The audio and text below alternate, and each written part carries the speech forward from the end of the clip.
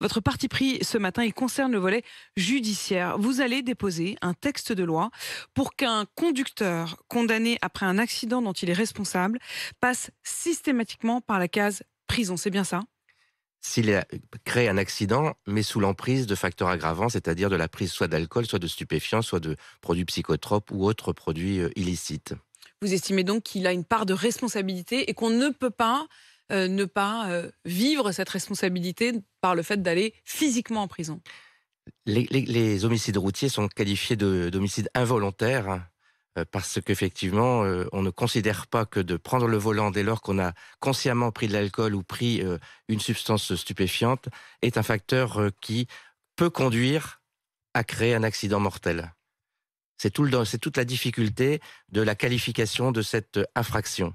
Et ce sont notamment les familles qui sont venues vous voir et en les écoutant, vous vous êtes dit: «Il y a vraiment quelque chose qui ne va pas». Bah, dès lors qu'il y a des facteurs aggravants et que les condamnations telles qu'elles sont prévues par la loi sont aménagées de telle sorte que finalement il n'y a jamais le passage par la case prison, alors que dans le délibéré, en première instance, souvent la prison est délibérée, eh bien les familles ne comprennent pas effectivement cette justice à deux vitesses. Il y a une double peine pour les familles, à la fois la première évidemment d'avoir perdu un de leurs proches, et la seconde d'avoir le sentiment de ne pas avoir justice faite par le fait que la personne qui est responsable, sous l'emprise de l'alcool ou sous l'emprise de stupéfiants, de ne pas passer par une peine de prison qui a été déclarée en première instance. Laurent Somon, je voudrais revenir quand même sur la genèse de votre projet de loi.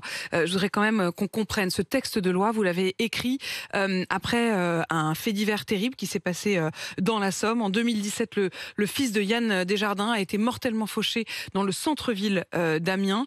Et l'homme qui avait causé cet accident, qui conduisait avec 2 grammes d'alcool dans son sang, a été condamné en appel à 3 ans de prison, dont 2 avec sursis.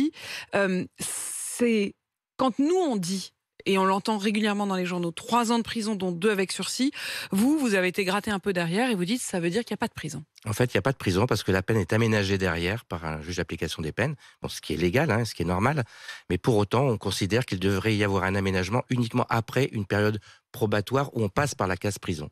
C'est donc le sens de cette proposition de loi qui est de dire, dès lors qu'il y a ce type d'infraction, il y a une période, on l'a estimé à 6 mois, où dès lors qu'il y a 1 an de prison ferme et 2 avec sursis, les 6 premiers mois, il les passe par la case prison, et pour les 6 autres mois, en fonction de Ça son peut être attitude, aménagé. sa volonté de se réinsérer, etc., et de se corriger, eh bien à ce moment-là, ça peut être aménagé par un juge d'application et de réduire la peine, même au bracelet électronique ou à un travail d'intérêt général ou à toute autre peine Est-ce d'aménagement. qu'il y a des